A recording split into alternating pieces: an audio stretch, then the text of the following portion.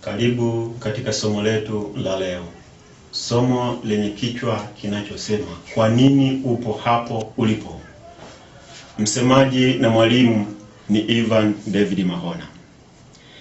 Nipo katika sehemu hii nikijaribu kukuelezea na kukufundisha angalau hatua kadha wa kadhaa ambazo zitasaidia katika hali ya kutoka katika umaskini. Nafahamu kabisa kwamba kila mwanadamu ana vitu ambavyo anavihitaji katika maisha ili aweze kutoka katika umaskini kuingia katika hali ya mafanikio au hatua ya maisha yaliyo bora ambao Mungu kayandaa. Sasa basi, katika utendaji na fikra ambazo zipo katika kutafuta mafanikio, ni lazima upitie hatua fulani ili kupata kila ambacho unakihitaji. Kuna hatua kama 8 ambazo leo tungependa kuziona, ambazo tatufanya tuweze kujifunza na kuona kwamba kuna nini ambacho inatakiwa tukifanye na kipi tusikifanye. Karibu sana ndugu mtazamaji katika kipindi hiki na katika somo hili kwa siku ya leo. Hatua ya kwanza inasema tafakari kwa kina. Neno tafakari ni neno ambalo kikawaida ni neno ambalo ni jepesi, lakini litakufanya ubongo wako ubebe vitu vizuri na kukupa uhakika wa kwamba unatakiwa ufanye jambo gani. Tujaribu kuliangalia neno kina kwa upande kidogo ili tuweze kuona ya kwamba nini maana ya neno kina. Kina ni neno ambalo limebeba uhalisia au hakika katika kutafakari kwako juu ya maisha ulionayo. Naamini kabisa kila mmoja kuna maisha fulani ambayo anapitia na anatamani kidogo kuweza kupata at least maisha mazuri japo kwa muda au jumla kabisa. Najua mafanikio ni magumu sana, lakini kurudi chini ni rahisi. Ila najaribu kuweka uhakika kwa maana ya kwamba ugumu usikutie wasiwasi, usikupe hofu wala shida ya kutokujiamini. Hii ni hali ambayo itakufanya wewe upate machungu zaidi ya kutoka ufikie katika stage ya maisha yaliyo mazuri. Katika hali hii ya kutafakari, utapata mawazo mengi ambayo yatakufanya uweze kujijaza zaidi katika utendaji wako wa kazi kwa kila ambacho unakihitaji. Ningependa kila mmoja anayesikiliza ili aweze kujipa nafasi ya kutafakari kwamba yupo katika level gani ya maisha. Katika level za maisha, najua kuna wengi ambapo wanapitia magumu. Hakika ni sehemu fulani ambayo itakupa changamoto ya wewe kuweza kuona kwamba unatakiwa ufanye jambo gani kuweza kujikwamua na hii hali ya umaskini. Kuna vitu vingi ningejaribu kusema ya kwamba unapojiangalia we mwenyewe, kuna mambo mengi ambayo yatakufanya ujihofie kidogo. Ila kuna vitu ambavyo vitatokea katika kutafakari kwako. Kwa mfano, umepata wazo la kuanzisha kiwanda cha kuuza maji ya kunywa kwa tija, au kuwa mkulima aliye bora katika large scale au ulimaji ulio wa kiwango cha juu. Katika hali hii, kuna hofu ambayo utaipata ndani yake ambayo itakufanya uone kabisa kwamba sitaweza kutimiza hii ndoto. Ninajaribu kukwambia ya kwamba hali hii ni hali ambayo siku zote inatokea kwa sababu fikra zinapita katika mlolongo mrefu sana, ambapo siku zote lazima uweze kujifunza namna ya kupambana na hofu ulionayo. Hatua ya pili ni wazo la biashara.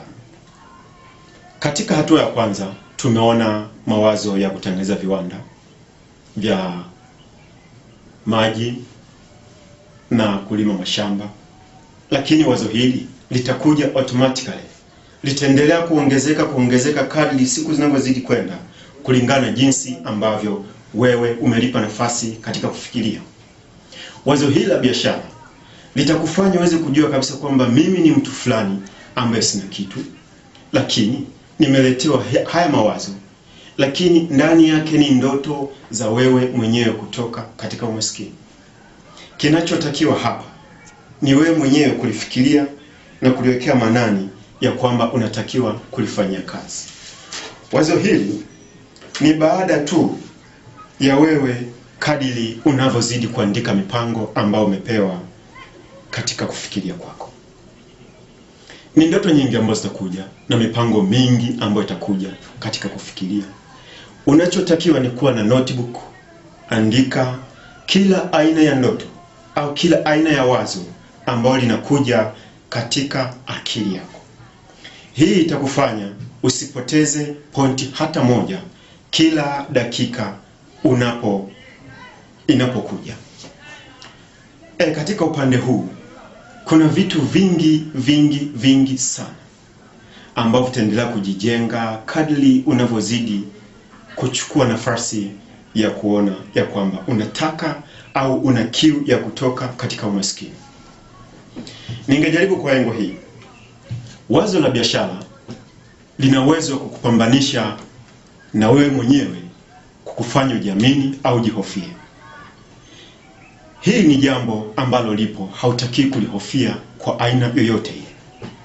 Unachotakiwa na kusema kwamba nimeamua kwa nia moja kutoka katika umaskini au kutoka 0 kwenda namba 1 mpaka kuendelea, ili maisha haya mabovu uliokuwa nayo kabla yaweze kuisha. Katika upande huu, mawazo haya ya biashara yatakufanya uweze kujaza akili yako vitu vya msingi na vilivyo vizito zaidi, ili uweze kujipa ushindi kamilifu kabisa. Usijaribu kabisa kujihofia ya kwamba kwa nini fulani katoka, mimi nimeshindwa. Huyu anatembea na gari nzuri, mimi sina hata nyumba, sina hata baskeli. Ni katika mlolongo kwamba yeye katumia mawazo yake kwa namna gani, alipata fikra au ile hali ambayo ilitokea katika maisha yake au kuwaza kwake, alitumia kwa staili gani. Na ndio maana nasema wazo la biashara litakapokuja, usijaribu kulipinga. Kinachotakiwa ni wewe mwenyewe kujikubali ya kwamba nimeamua kutoka. Wazo lolote litakalokuja liandike ili upate kulichuja ya kwamba unatakiwa upite wazo hili kwanza, litakalofuata ni hili hapa. Baadaye utapata kile ambacho kitakuwa kina nguvu zaidi katika kukutoa kwenye umaskini. Hatua ya 3 ambayo unaweza ukaifanya au kuitenda ili uendelee kusogea kadri siku zinavyozidi kwenda mbele kwa uvumilivu. Tumia mawazo hayo kiutendaji. Eneo hili sasa, hii ni engo ambao kwa kweli inahitaji ufute yote ambayo yamekufanya umhofie jirani au fulani.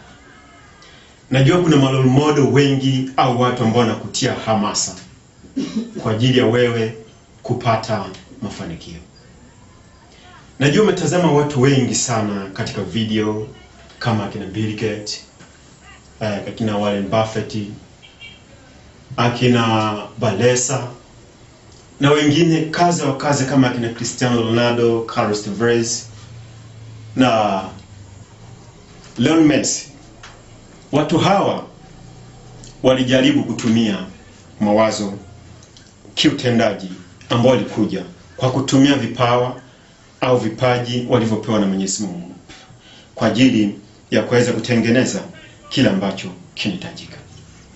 Na wewe ninachoweza kukushauri, tumia muda kidogo kurudi kusoma mawazo hayo, utapata biashara ya kukaa zaidi akilini mwako. Utakapopata nafasi kwamba biashara gani imekaa zaidi katika akili yako, iangalie, kwa sababu umeingia katika eneo ambalo sasa unataka utendaji. Katika hali hii ya utendaji imebeba kama partition 2.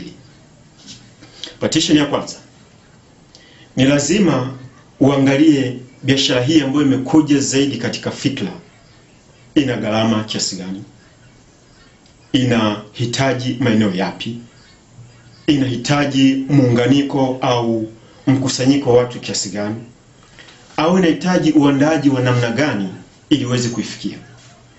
Utakapoainisha na kutengeneza profile au mlolongo wa uandaaji wa biashara unayotaka, utapata gharama.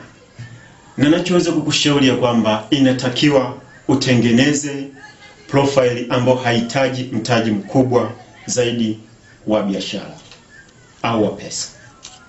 Unapotengeneza hii kitu, itakufanya uweze kujiamini zaidi ya kwamba sasa ninaanza kutoka sifuri kwenda namba 1. Siku zote biashara ukianza kwa hali ya ukubwa wa mtaji, itakufanya ushindwe kuandika au kumark matumizi na faida ambayo utakuwa umepata, kwa sababu itakuforce kufanya mambo ambayo ni makubwa zaidi tofauti na kila ambacho unakipata. Utakapoanzia mtaji mdogo, utajifunza namna kuandika matumizi na faida ambayo umeipata, na mpaka mauzo ambayo utakuwa umeuza au masoko ambayo utakuwa umepata. Utapata detail ambazo zinatakiwa zaidi katika biashara yako. Kipengele kingine kitakufanya uweze kuona kabisa ya kwamba mazingira yapi unayotakiwa kuwekeza. Unapowekeza, jaribu kujifunza kuishi na watu vizuri ili waweze kupokea biashara yako kwa uhakika zaidi. Kila biashara naamini siku zote inapoanza huwa wakati mwingine inachanua mapema, wakati mwingine inabaki bado ipo chini. Hii sikutie hofu, bali ni Mungu mwenyewe anakupa imani ya kwamba umeamua kuingia katika hii sekta. Jaribu kuwa na uvumilivu ili mawazo yako kiutendaji yaweze kufanya kazi barabara jinsi inavyotakiwa. Unapounda kiwango hiki cha pesa au unapoandaa kiwango cha pesa kwa ajili ya kuanzisha biashara, tafuta masoko pia ili uweze kuuza kila ambacho unakihitaji. Kwa mfano kama maji, unatengeneza kiwanda cha maji, kitakupa nafasi ya kufikiria kwamba nitaenda kuuza wapi bidhaa yangu hii. Najua hata unapoanzisha hii biashara, si kwamba wewe ndio wa kwanza, bali amini kabisa ya kwamba kuna wengine ambao wametangulia kabla yako. Unachotakiwa kujiamini ya kwamba nimeamua lazima biashara yangu iwe na tija tofauti, na sihitaji iweze kuendana ama blandi ama muonekano kama ya fulani. Utakapotengeneza brand ya kwako au muonekano wa kwako katika nembo yako ya biashara, jaribu kutengeneza katika matangazo yaliyo mazuri. Kubali gharama kidogo ambayo utaipata. Endelea kuitangaza taratibu taratibu. Itaenda inapata wateja kadiri siku zinavyozidi kwenda mbele. Hatua ya 4, usijidharau mwenyewe. Kipengele hiki ni kigumu kidogo, kwa sababu katika hatua hii kuna hali ambayo itakuja kila wakati. Ukubali kabisa kwamba kuna kufeli au kufaulu.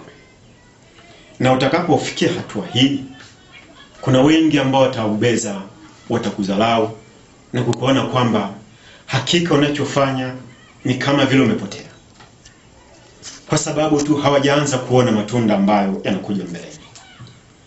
Mtu ambaye atakudharau na kukufanya we mwenyewe uogope, ni bora zaidi ukamwacha endelee kufanya hiyo nafasi kuliko we mwenyewe kujidharau wewe mwenyewe kutoka ndani ya moyo wako.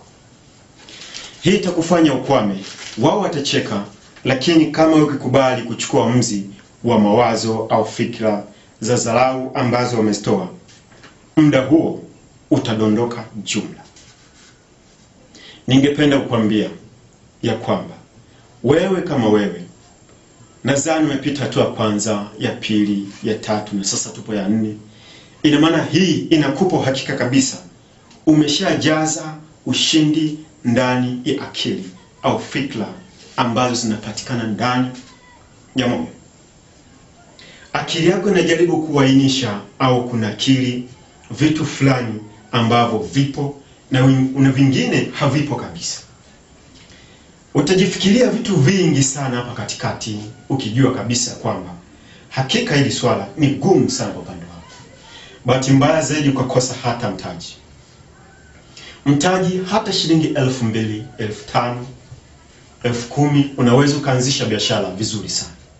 Cha msingi ni wewe kuamua peke yake.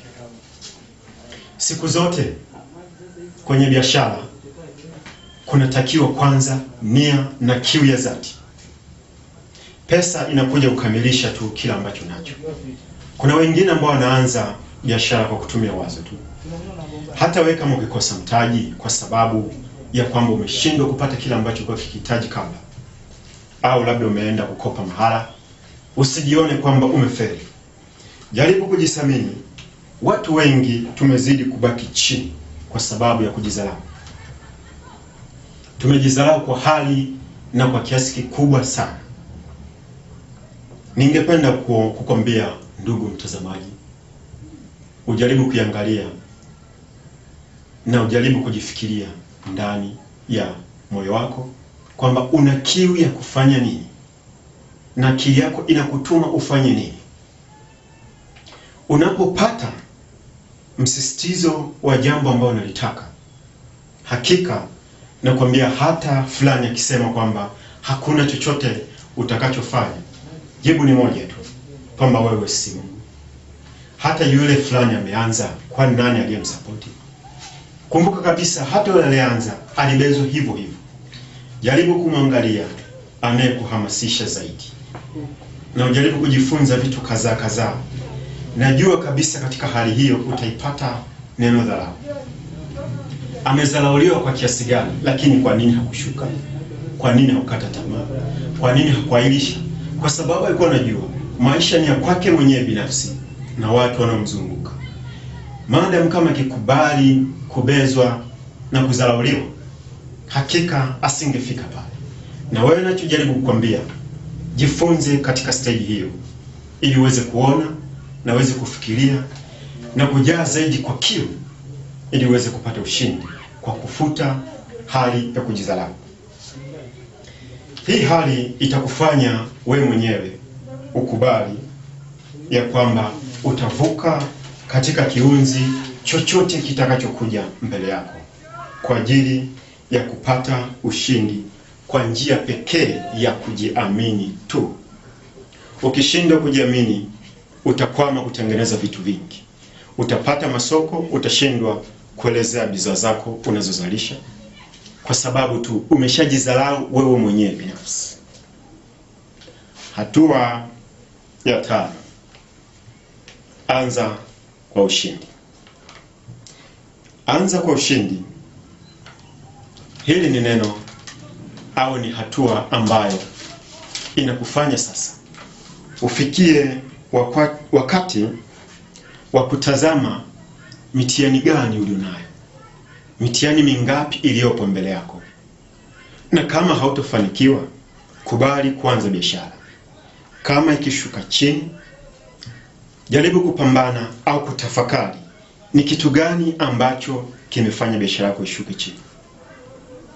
Usijaribu kuona au kupuuzia hali yoyote inayokuja kupunguza kipato au mafanikio yako yanayokuja katika eneo ambalo linaonekana ni la giza, kwa sababu ndio upo katika process za kwanza kutafuta mafanikio yaliyo juu zaidi.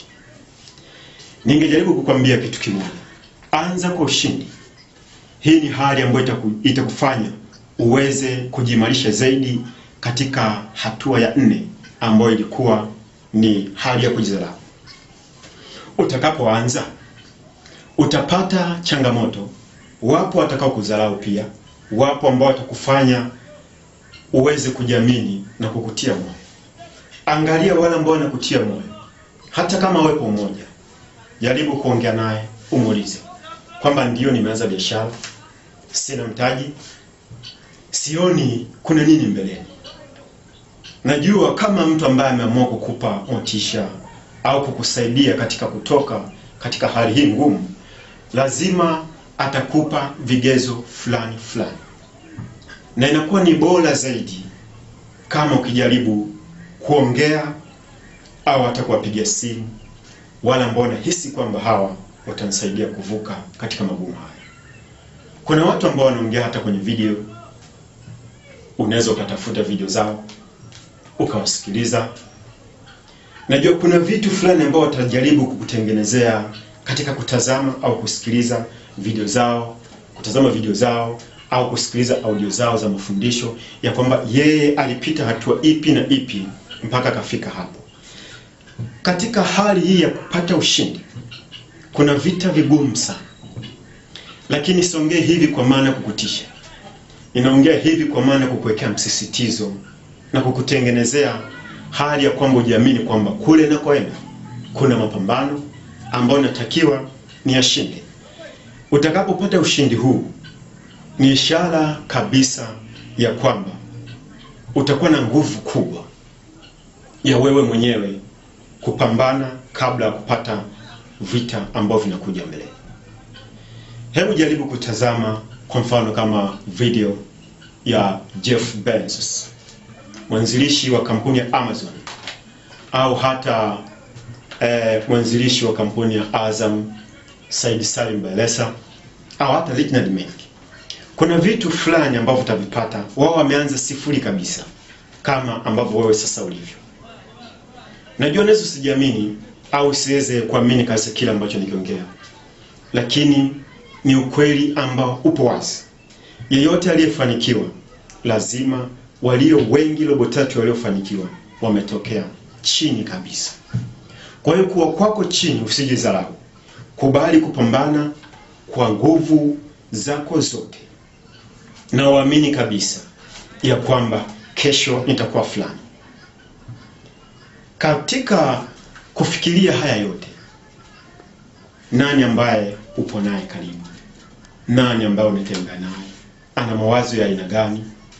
Anakupa mawazo ya kutafuta au anakupa mawazo ya kukwama? Naamini kama atakuwa anakupa mawazo ya kukwama, haupaswi kuendelea kuwa naye karibu sana. Jaribu kuandaa mzunguko wa marafiki ambao wanakuzunguka. Wanakupa mawazo ya aina gani? Katika hali hii itakufanya utambue yupi anayefaa kuingia katika level ulizonazo au kukaa katika eneo ambalo wewe unalitaka, ili akujaze nguvu ya kujiamini na kujikubali katika mpambano huu ambao unao. Najua ni kazi moja ngumu sana kublock au kupunguza marafiki. Kuna wengine umetoka nao mbali sana. Kama unahitaji ushindi au unahitaji mafanikio, ni lazima upunguze baadhi ya marafiki ambao umeshawatathmini na kuwagundua kabisa kwamba hapa mawazo ninayopata si sahihi. Hii ukishaweza, utapata marafiki waliochanya katika jambo lako ambalo unalihitaji, na utaweza kujua ya kwamba ninaweza kupita katika poli kubwa kabisa la simba pasina kuwa na wasiwasi. Msitu uliopo mbele ni mkubwa, lakini una uwezo wa kufyeka na ukawa peupe kabisa, na ukatengeneza nguvu kubwa ya kila moja kukuamini. Neno ushindi litabaki kuwa ndani ya akili yako, litabaki kufanya kazi katika fikra zako na maamuzi yako siku zote. Hatua nyingine ambayo ndo wengi tunashindwa, usichoke. Hii ni hatua 6. Usichoke, fanya kazi kwa bidii. Katika malezi itategemea na kwamba umeishi katika eneo gani. Itategemea umelelewa katika mazingira yapi ya wajibikaji, au ulikuwa ni mtu ambaye unapenda sana kurelaxi, kukaa, labda haupendi sana kufanya majukumu. Hii ni hatua ambayo kwa kweli ni ngumu sana. Katika masuala ya biashara, katika biashara au ujasiriamali, kuna magumu mengi ambayo utakutana nayo. Na katika kupambana huku, haitakiwi ubaki nyuma. Unapodondoka, nyanyuka, uendelee na safari. Ingia vitani bila kusita. Fanya kila kitu, hata kama kinakutesa, kinakuumiza kwa kiasi gani, pambana nacho. Najua kuna majukumu mengine ambayo yanaweza kawa ni mazito, yanakufanya utamani zaidi kupumzika, lakini kila kazi ina deadline, ina muda wake wa mwisho. Kuna kazi zingine ambazo unaweza ukaambiwa au kama kufanya inahitaji utendaji wa muda wa masaa 3. Ukiforce kutumia masaa 5 kwa sababu unahitaji kupumzika, utakuwa umeshapishana na hali au mtandao wa mafanikio. Watu wanatengeneza pesa kila sekunde, kila dakika, kila saa. Iweje sasa ukubali kuchoka na kukaa bila kujua ya kwamba umeingiza kiasi gani? Ndugu mtazamaji, najua itakuwa ni kama baridi imeingia mioyoni mwenu, lakini ni uhakika ambao kwa kweli utakufanya mwenyewe ujikubali ya kwamba unatakiwa kutoka hapo ulipokaa. Unyanyuke sasa. Hata kama unaona kwamba unachechemea, nyanyuka. Unachechemea kwa sababu ya kwamba hauoni msaidizi, wewe nyanyuka. Amini, Mungu ana uwezo kukufanya ukafikia ndoto zako. Kuna mawazo mengi na fikra nyingi sana ambazo nazo unaweza kutumia mojawapo katika fikra hiyo iwe ndio ngazi, lakini uiamini ya kwamba itaweza kukunyanyua, itaweza kukuinua, itaweza kukuvusha, itaweza kukufanya kuwa mtu fulani kutoka katika dimbwi baya la umaskini. Hakuna hata mtu mmoja ambaye anaupenda umaskini kwa sababu ni maskini. Najua ni kauli moja ngumu. Kuna wengine ambao umaskini wanakubali kwa sababu anaweza kufanya kazi ngumu sana, lakini akapata kipato kidogo tu akalizika nacho. Katika Biblia Mungu amesema watu wangu wanaangamia kwa kukosa maarifa. Maarifa ndio yanamfanya mtu aweze kupata mafanikio makubwa zaidi mpaka kutambulika kwamba ni tajiri wa dunia. Hii ni kwa sababu gani? Nguvu katumia kiasi, akili ndiyo imefanya kazi kwa spidi kubwa. Akili ipo pande gani? Akili imejaa ndani ya nafsi. Ubongo wenyewe umebeba kama hali ya kutafsiri na kukupa nguvu ya kwamba unatakiwa upatie jibu katika eneo hili na kwenda katika eneo hili ili uweze kufika katika center, uweze kwenda juu na kila moja kufahamu na kutambua kwamba upo katika eneo gani. Hii ni hali ambayo itakufanya kama usipochoka na ukafanya kazi kwa bidii bila kumtazama kwamba huyu kwa anakupa anakukatisha tamaa, anakufanya usiweze kujua kwamba unaelekea wapi. Amini kabisa, hakuna mahala ambapo utakwama.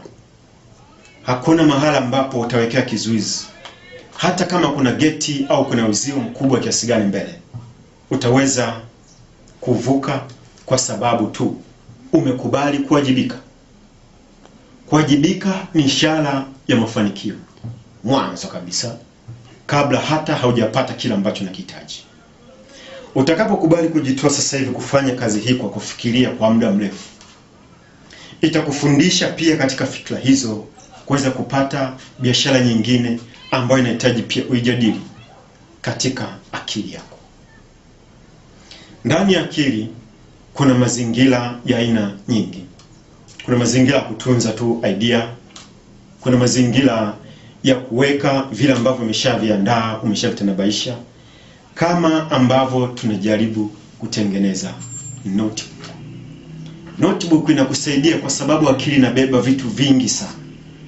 Kuna wakati unaweza ukaweka wazo lile ukalisahau au likafutika, likaja lipo nusu nusu. Lakini kama ukiwa na notebook itakusaidia zaidi kuweza kukumbuka kwamba nilipata wazo la aina hii na hii na hii. Sasa natakiwa kulitumia katika mlengo huu, katika eneo hili, ili linifanikishe katika malengo ya maisha unayohitaji. Naomba sana ndugu mtazamaji, najua utabaki na hofu nyingi sana, kwa sababu tu watu wana magari na wana njia nyingi ambazo wamepita.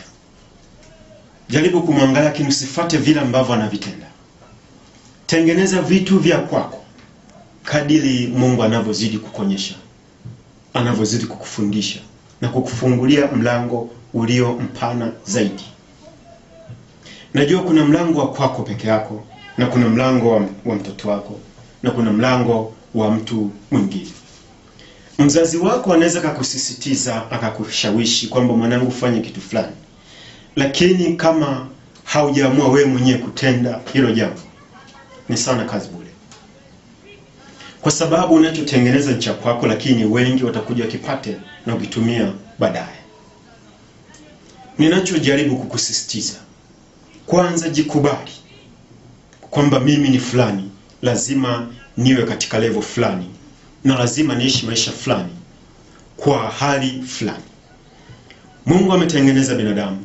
Mungu ameumba mwanadamu, akampa nguvu, akili, akamjazia kila kitu, na alikwisha kuahidi kabisa ya kwamba muombacho nitawapatia. Hakuna mahala ambapo kuna mtu ambaye ameomba kanyema. Na wewe unachotakiwa kumwambia, kama umechoka, mwambie Mungu, Mungu, kwa kweli hapa nimekwama, nimechoka sana na sielewi nitatoka vipi. Mungu atakupumzisha, atakupa nguvu nyingine mpya ambayo itakufanya uendelee kufanya kila kitu kwa ufanisi na kutimiza majukumu yako ya kutafuta biashara iliyo bora zaidi. Kuna biashara nyingi tu ambazo unaweza kuzibuni, na zingine ni ndogo sana. Kinachohitajika ni wewe mwenyewe kuamua ya kwamba ninatakiwa nifanye biashara kwa kiu moja ya kupata mafanikio peke yake. Hakuna kitu kingine ambacho kinatakiwa kipite katikati ya mahitaji hayo na kipite katikati ya fikra hizo. Usikubali kurudishwa nyuma. Usikubali kurudishwa nyuma kwa sababu tu kwamba umekwama katika eneo hili. Hata kama ukipata kizingiti kigumu, kizito au cha aina gani, jaribu kutulia kidogo ili uweze kupata uhakika wa kwamba wapi gari langu limekwama. Utalifanyia service, utalitengeneza katika mazingira ya kuweza kujifunza ya kwamba ninapopita hapa njia hii si nzuri. Ninapopita hapa ninapita kwa wepesi zaidi. Tenda kilicho bora, nafanya kila kitu kwa uhakika. Hatua nyingine ya 7 ambayo itakusaidia kabisa ni shinda adui zako. Unapokuwa hauna kitu, unapokuwa upo chini, maadui wapo. Unapopata mafanikio, unapopata pesa, unapoishi kwenye nyumba nzuri, maadui wapo. Sasa nini ufanye? Jaribu kuwakubali maadui. Maadui wapo wa aina mbili. Kuna maadui wengine wanakuwa ni wabaya kwa sababu wanahitaji kutoa uhai maisha yako, na kuna wengine ni maadui ambao ni wazuri zaidi kwa sababu watakupa hamasa ya kuvuka katika lindi la maskini. Ninajaribu kuongelea kwa pande kidogo wa leo kwa sababu ya somo la tulioanza nalo la kwamba kwa nini upo hapo ulipo. Tuache kwanza maadui wabaya, tujaribu kuongelea maadui wazuri. Maadui wazuri ni wale ambao wanapambana na wewe kwa kukuonea wivu ili usiweze kupenya katika mlango wa mafanikio, ubakie kule kule chini. Huyo ni mtu mmoja mzuri sana, maadamu kama hakuzuru. Ninasema hivyo kwa sababu gani? Naamini neno adui linaaminika kwamba siku zote ni baya. Lakini neno hili lipo katika sehemu mbili kama nilivyosema. Kuna wengi wanakupa hamasa zaidi ya kupambana, ya kwamba kumbe ninachokifanya, kumbe kuna wengi wanachokiona, wanachokitazama, wanaokitumia. Hii itakupa nguvu ya kujua kwamba lazima niboreshe ubora wa biashara, ubora wa kazi, ubora wa production yangu, au ubora wa bidhaa yangu. Hata kama unaendelea kuchukia, wataendelea kukupushi zaidi kutoka pale ulipokuwa umekwama, kwa sababu ya kiu ulionayo ndani ya moyo wako. Maadui hawa sasa ni lazima uweze kujifunza namna ya kuwakwepa. Watakuja na mbinu nyingi pia, ambao wanataka wakushushe chini. Watakushawishi kufanya vitu fulani. Wamejivua wakavaa gamba zuri, lakini kumbe moyoni wanaumia. Haipaswi wachukie, haipaswi uwaone watu ambao hawafai. Kinachotakiwa, kubali kile ambacho wanakionyesha kwako. Maadamu kama umefunika ile ngozi ya kwanza, ikubali ile juu. Kwa sababu hii ngozi itakufanya uweze kuwatambua wapi ambao wana uhakika zaidi katika kutafuta pesa, kutafuta mafanikio, kutafuta ushindi, kutafuta kila kitu ambacho kabla haukuwa nacho. Kwa sababu umewapata baada ya kuanza kupata mafanikio, baada ya kuanza kuona kwamba umeanza kutoka kwenye maskini na kuingia kwenye hali ya utajiri kidunia zaidi. Kuna mbinu nyingi ambazo zitakufanya uweze kupambana na adui. Wewe kubali kama kikuita, nenda mahala wanapotaka. Utabeba vitu fulani, kwa sababu hawezi ukaongea maneno ya chuki muda ule ule pale ulipo. Wataongea maneno haya wakiwa pembeni, na wakati mwingine wanaweza kukusema vibaya katika mitandao hii ya kijamii. Lakini moja kwa moja ni wachache wenye uwezo wa kufanya hivyo. Lakini watakapoenda pale, unaweza ukatoa hata ofa, wakakushawishi labda tunywe vinywaji fulani vikali au vinywaji baridi. Kubali kutumia, kwa sababu katika hali hii ya kukubali kutumia pamoja na wao, unajijengea imani nyingine ya ziada. Wale waliokuchukia watarudi kuona ukarimu wako, ya kwamba mtu huyu tunamuona kwamba ni mtu ambaye hafai, lakini kumbe ana roho ya kiutu. Hii itakusaidia zaidi kutengeneza mzunguko au muunganiko wa masoko katika biashara yako. Kila mtu atazidi kukutazama kwa kuangalia fulani anafanya nini, ili apate nafasi ya kwenda kukuandika mahala fulani anapopaamini yeye. Hii inakutangaza kwa mema ama kwa mabaya. Kubali kabisa kwamba kila kitu ni kizuri na kibaya pia. Usijaribu kujiandikia haki ya kwamba mimi nimekuwa tajiri, nimepata mafanikio, kila mtu atakusema vibaya. No. Vingi zaidi vitakuja visivyostahili. Lakini kuna vingine ambavyo vitakuja vinavyokustahili, vikubali. Hata vile ambavyo huvistahili, usivikatae. Usiviache, usivizarau, wala kuviona kwamba haupaswi kutembea navyo. Jaribu kujikubali pamoja na hao majirani ambao ni wabaya, kwa hali ya kutafuta ushindi. Kila wakati unapopambana katika vita, kuna mbinu zingine ambazo utazipata kwa mwenzako ambaye upo naye katika vita. Na kuna mwingine tu labda anaweza kama mbeba silaha akakwambia, rafiki yangu, vita vipo vinakuja upande huu. Wewe kwa ufahamu wako binafsi uliamini kabisa kwamba nitapita njia hii peke yake, lakini adui huyo huyo amechukua hatua ya kukuepusha katika eneo ambalo hakika ulikuwa unaingia gizani pasipo wewe kufahamu. Basi adui hawa inatakiwa upambane nao kwa uelevu na uhakika zaidi, ili kuendelea kuyaboresha maisha. Asante sana ndugu mtazamaji. Najua bado unaendelea kutamani kuona vitu vingapi ambavyo vinakuja mbele. Hatua nyingine ya 8 na hatua ya mwisho. Furahia ulichokivuna.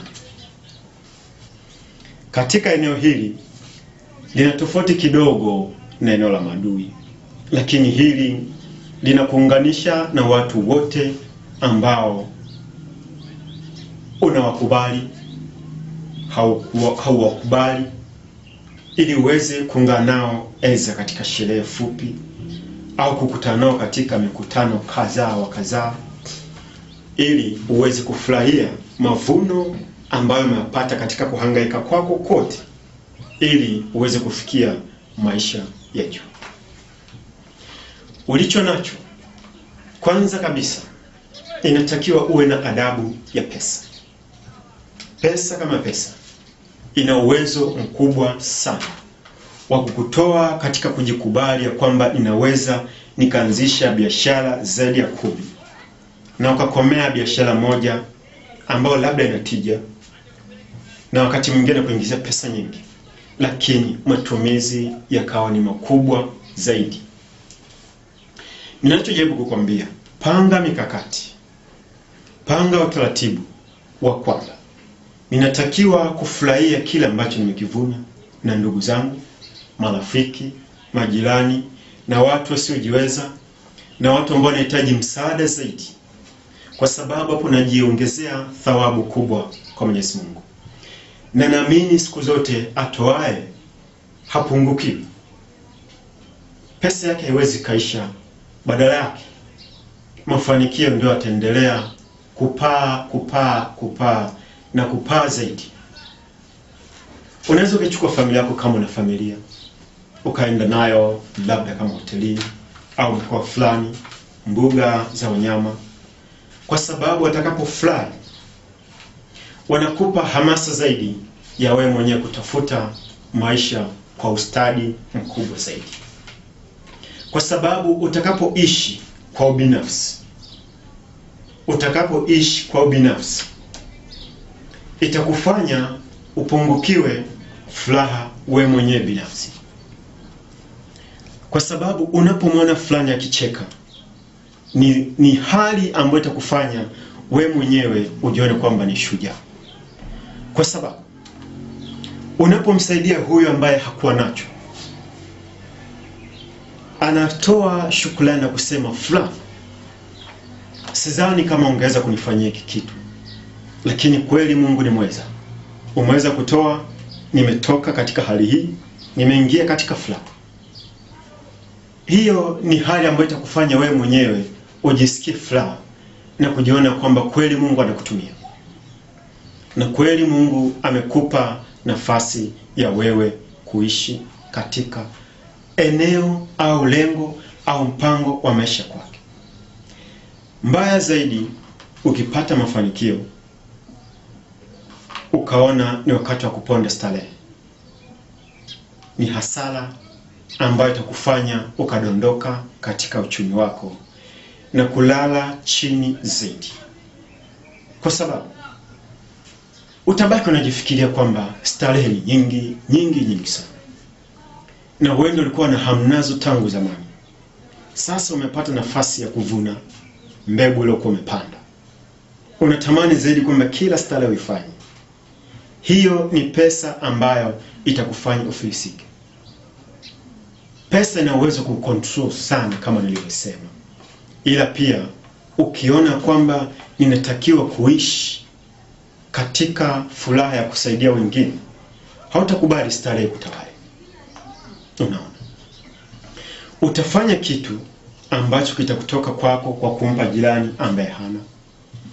Ina maana utakapomsaidia mgonjwa na yeye akashukuru baada ya kupona, atakujengea ushindi hata wewe mwenyewe bila kufahamu.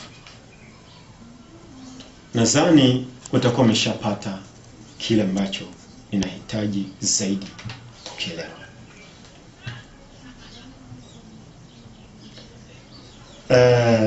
Kuna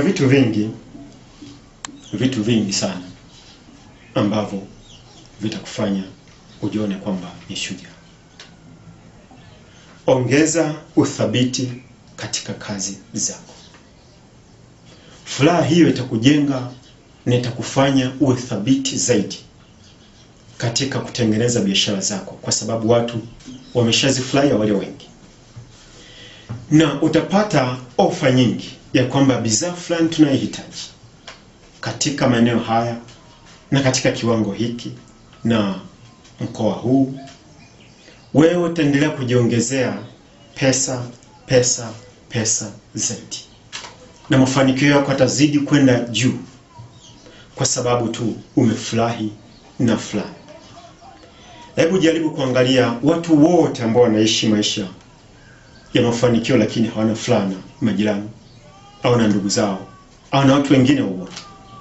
Hakika nyumba zao zote zimejaa upweke. Zimejaa upweke sana. Na wakati mwingine anakosa hata marafiki walio sahihi. Anaweza kaondoka nyumbani akaenda kakaba, kwa sababu tu ana mawazo chungu mbaya. Biashara yake wakati mwingine inaweza kumgomea, akakosa mtu wa kumpa ushauri kwa sababu wale wote wanaomzunguka ameona kwamba wafai, kwa sababu tu amepata mafanikio. Ninachojaribu kukwambia, ondoa hiyo zana. Tengeneza zana ambayo itakufanya wewe mwenyewe uonekane wa maana zaidi na zaidi na zaidi. Utakapounda hii zana, utakapotengeneza hii hali, itakufanya wewe mwenyewe utembee kifua mbele bila kuwa na wasiwasi, ijapokuwa una maadui wabaya, kwa sababu utakuwa na walinzi ambao wewe mwenyewe hata huwafahamu. Kwa nini nasema hivyo? Furaha. Kwa sababu umechangia furaha na watu wengine, na pia umejaribu kutoa kitu kingine kwa watu fulani. Hatua ya 9 na mwisho, hii nadhani nimeiongeza kidogo tu. Inasema toa ulicho nacho. Naamini kuna misaada mingi ambayo mwanadamu anapaswa kuwapa wengine, na kuna vitu ambavyo unaweza ukatoa kwa ajili ya kusaidia na kuwatengenezea furaha zaidi wale wote ambao wanahitaji uwepo wako. Unapotoa kiasi fulani kusaidia watu wasiojiweza, kwanza hata eneo la nchi unaoishi itaanza kukutazama kwa macho mawili. Itakufanya iweze kukupa ofa nyingi zaidi za kufanya kila ambacho unakihitaji. Unaweza kuomba tenda. Unaweza kuomba tenda labda na kampuni ya utengenezaji wa mabarabara, kampuni labda ya ufyatuaji wa vitabu, kampuni ya utengenezaji wa majuisi na vitu vingine kaza wa kaza ambavyo unavifanya katika mlolongo wako wa kutafuta mafanikio. Hii itakufanya upate fursa nyingi kwa sababu umetoa msaada katika sehemu fulani. Angalia hivi majuzi Bill Gates alikuja kwa Tanzania, aliweza kusaidia watu wengi na alitoa ofa katika nchi hii kwa ajili ya kutengeneza furaha au kutengeneza msaada kwa ajili ya watu wengine. Yeye ana mafanikio makubwa tu, na pesa yake anahitaji endelee kusaidia wengine, isibaki kumfanya yeye mwenyewe tu aitumie. Ila amejaribu kutoa kiasi fulani cha pesa ambacho kitamfanya yeye mwenyewe afurahi kwamba fulani amemsaidia. Unapojisikia zaidi kutoa, jaribu kutengeneza ushindi kwa wengine ambao uko nao. Unapotoa vitu vingi zaidi, ndivyo unavyozidi kuongeza vitu vingi zaidi, kwa sababu kitu hicho kinakufanya wewe mwenyewe kwanza ujamini. Kwanza ujiamini kabisa ya kwamba uko sahihi. Usitoe kwa sababu ya kwamba unataka kitu fulani. Hicho kitakuja kama fanaka au faida ya wewe mwenyewe kwa sababu ya moyo wako umetoa. Ndugu mtazamaji, najua utakapoanza safari hii ya kutafuta mafanikio kuna vikwazo vingi sana. Vyote hivyo nimejaribu kukueleza na kukwambia. Haupaswi kukata tamaa hata siku moja. Hata siku moja. Unayemtazama ana vikwazo vingi, lakini alikubali kupambana bila kuchoka. Na mpaka sasa huenda unemwangalia ana vitu anavyotoa kwa ajili ya kusaidia watu wengine. Ana vitu ambavyo anawapa watu fulani, na ameendelea kuongeza nafasi ya maisha yake kuwa makubwa sana. Na kuomba sana uweze kujijazia nafasi ya wewe kuwa shujaa kila wakati. Asante sana kwa kunisikiliza.